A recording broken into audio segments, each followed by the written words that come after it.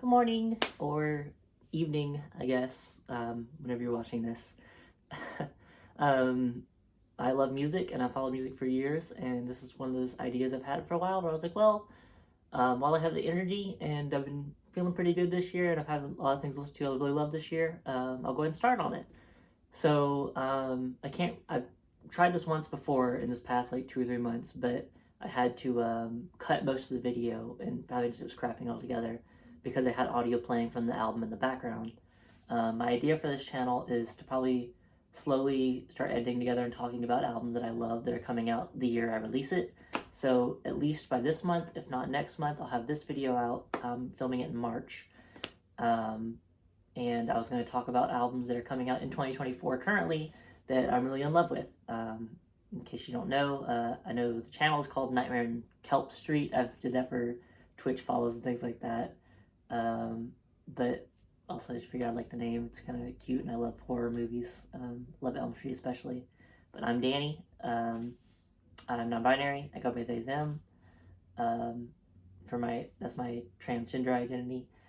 So yeah, I hope you all respectful of that and respect that in the comments. But that's not the main focus of this video. The main focus of this video, we'll be talking about the Mother Mother album. No, it's Grief Chapter. Yeah, so this one is called Grief Chapter. And before I go into each individual song, I guess I'm gonna break down how. Let's see, the overall theme of the album is definitely death. Going into the title track at the very end, I'm not going to jump ahead too much, but it's called Grief Chapter because a lot of the main singers, both the main singers, one masculine vocalist, one feminine vocalist. I don't do research on some singers' names sometimes. I don't know their personal names, but I do know they're incredible singers. I followed Mother Mother for years, and I was getting to a point with them where I was kind of feeling like they were kind of out of their peak. And then this newest album came out in February, and I really fell in love with it. Today I did my 4th or 5th listen, and still as enjoyable as one of the first time to listen to it, if not even more on the details I pick up in it. I feel like the production's definitely been upped from the past 2 or 3 albums. I love guitars. Guitars are some of the juiciest, like my favorite things in an album. If there's really wild guitar work or really intricate guitar work in an album, I really love that. And that shows up all over this album. There's enough room in tracks like where between both the vocalists pausing to let the guitar breathe or being more in the background so the guitar comes back up and then the guitars will come back and let the vocalist back up. I think it's a beautiful back and forth in the album. I have fresh thoughts on it, so I'm going to go ahead and jump into track by track. The album's about death, and Nobody Escapes is definitely a big heavy hitter intro as one of the singles and as the opener of the album to bring you into that.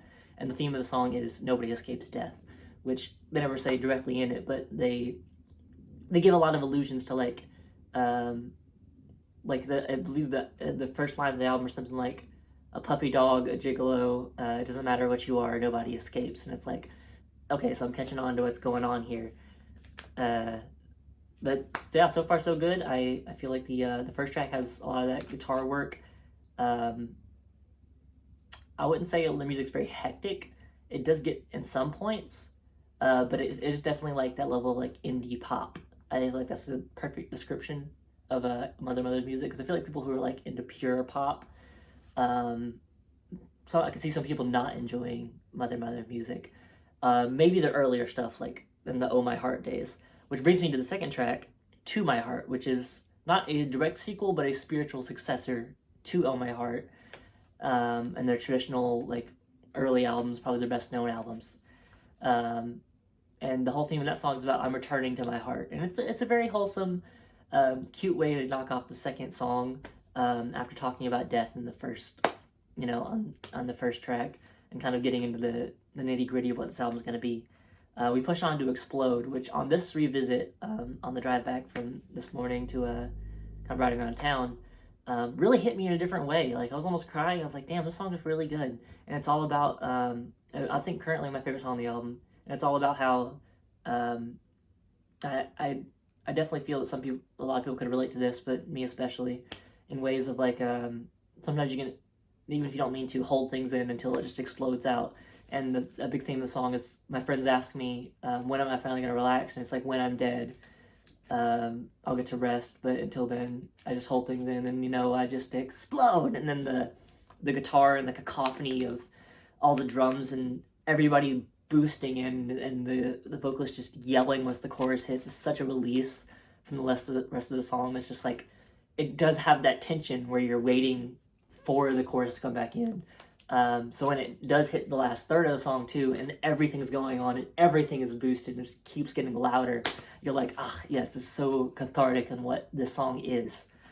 Probably one of my favorite songs of the year, next to Kenny Mason's Big Bank, Take Little Bank. If anyone's heard that song, that's an incredible song too. Track number 4 is Head Shrink. Yeah, most of the song's about therapy, as the title kind of gives that away a bit. It's definitely the most somber, slowest one on the album so far.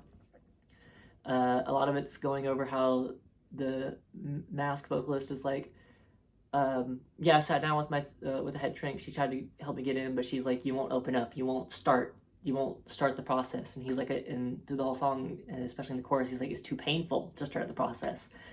So by the time it finally hits the end, he's like, I gotta start somewhere. And that's kind of why the chorus ends every time. It's like, it's like a car that can't uncrash. Those lyrics come up and things like that, where it's like, he feels like he's, from my interpretation at least, it's like, you can't undo the damage that's already done, but you can process it and move on from it. And that's a very wholesome message to take, especially somebody who's dealt with intense mental health issues in the past. That you can't change the past, but you can cope with it now and accept it, that's happened, and process it, even if you need other people to process that with. Number 5 is Days. I don't remember if this was one of the singles, but it is one of my other favorites on the track listing next to Explode. And Days is all about probably the catchiest on the album to me. I have days spit me out. Days that look like mouse, I just can't wait to spit me out. Oh, I have days. And it's like that upbeat, kind of bubblegum pop-ish feel of like very smooth, very, very, easy listening. But when you pay attention to it, he's like, oh, this guy's talking about how he's had really bad days. But I love how it tings off on each part, like, I have days that I can do without, but I'll see which one will take me down. But the song ends with a slight change in lyric that makes it more upbeat, and saying, and I know none of these days will take me down, being like, I'll be okay. Which I appreciate, like it's good to leave off a song that can be a little, especially with an album like this, it talks a lot about death and like bad things happening to you in life, to be like, it'll be okay. That's a good check mark. Forever is one of those ones that even though I just heard it, and I told you I've just heard this album like 4 or 5 times, I don't remember it that much.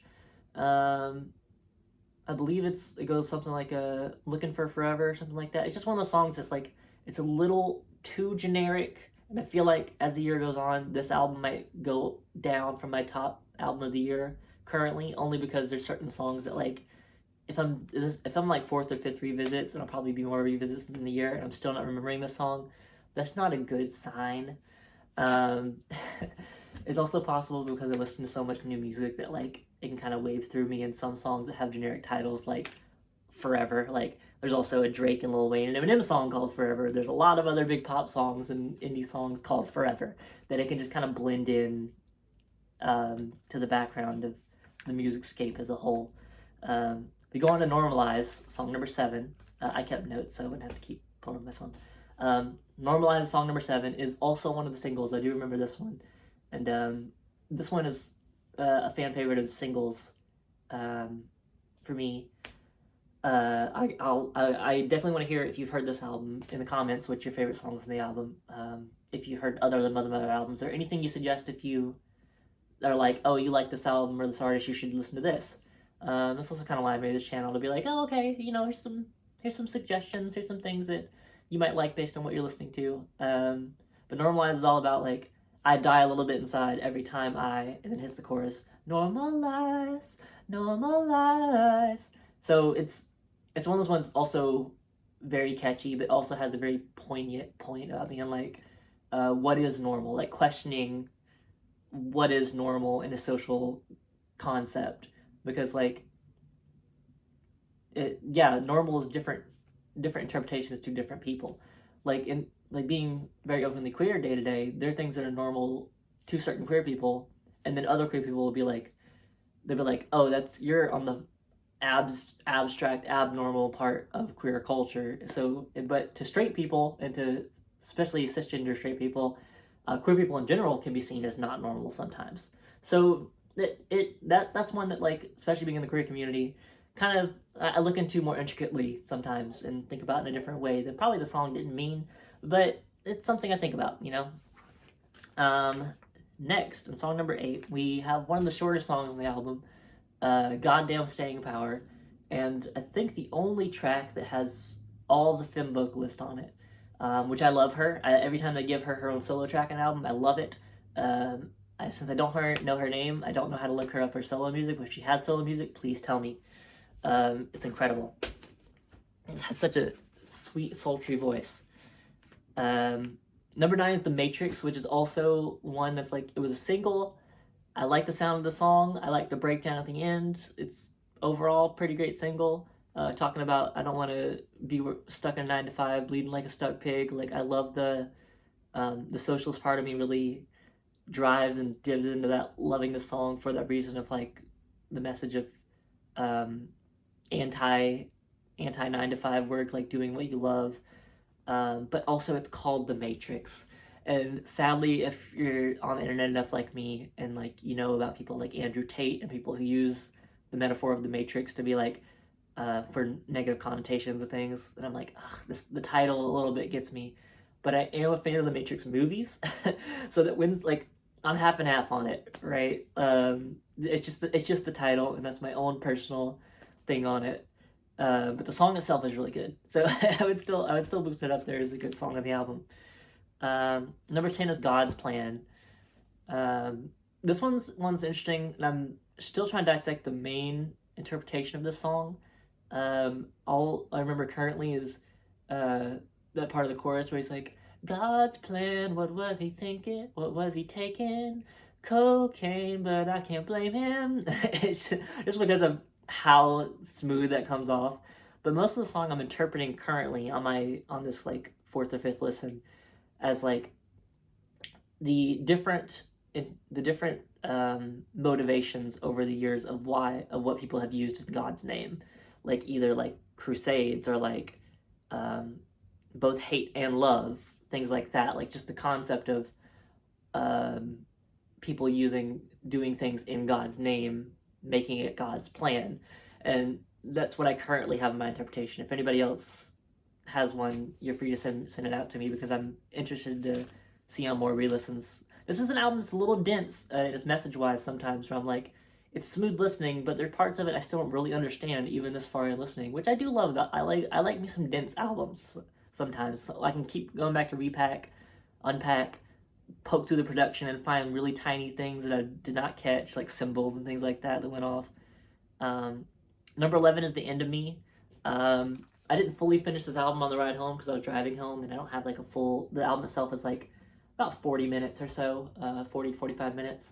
I only had like a 25-30 minute drive, but I finished most of the album on revisit. End of Me was, from what I remember of it, pretty good. There's another one like Forever, where like I don't remember as intensely as the other songs, but I still remember liking it, and from the parts I remember, it's all about like imagining what your death will be like and how it will happen to you, and also thinking about like, I hope people at my funeral are celebrating my life and happy for me. Is it vain to think that? Well, no, because a lot of, like, when you get in the depths, like, I feel like most people think like that, and going down the topic of, you know, picturing what happens during your death and after your death, like how your family carries on and stuff like that. And then Grief Chapter is the ending song. The title track is the ending song, which the phrase Grief Chapter is mentioned 2 or 3 times on the album, through the title track at the end, and I believe in Goddamn Staying Power, they say something like, it's just the old grief chapter.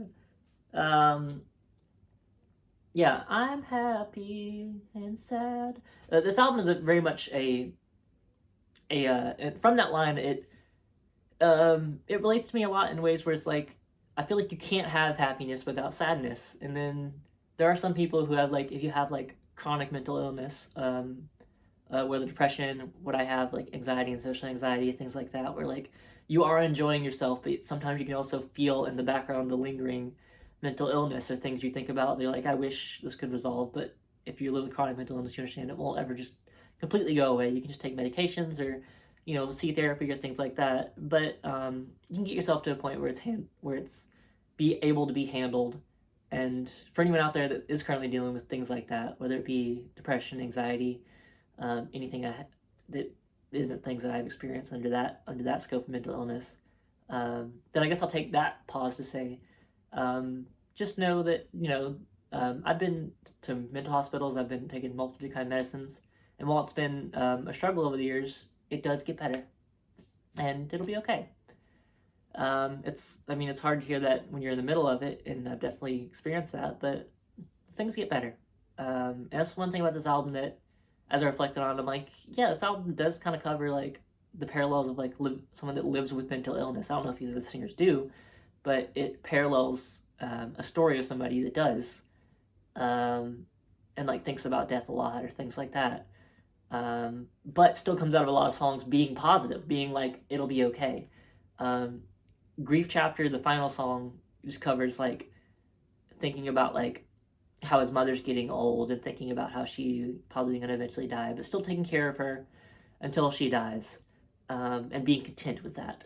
And that's a perfect way to leave this off, I believe. It's like, I understand that death comes from everybody, but regardless, we're still here, so we have to deal with that and kind of cope with that, just like anybody copes with something that comes up in their life that can kind of disturb them, or they might not want to think about as much, but they can't help it. And especially with an album themed around death, you'll be thinking about it a lot. So, that being said, this album isn't too bleak. That's something I do really like about it, is that it's an album that can be about something serious, but isn't too bleak to weary off new listeners. Yeah, I don't really have. I think that's the core of my thoughts for this album today. In the next week or two, I'm gonna have more time to like be at home alone and film things like this. I'll probably go and upload this either today or tomorrow. I'm not gonna be editing a lot of these early ones. If anybody like notices anything that you're like, this could be edited out, this could be fixed, things like that, just let me know. The next two albums I have lined up to talk about that I really want to talk about, that I have a lot of thoughts on, are the new Jasmine Bean album. Since I'm non-binary, other big ongoing non-binary artists will probably come up a lot in this channel, because I just want to highlight them. I just wanted to cover this album because I just heard it today and get fresh thoughts on it.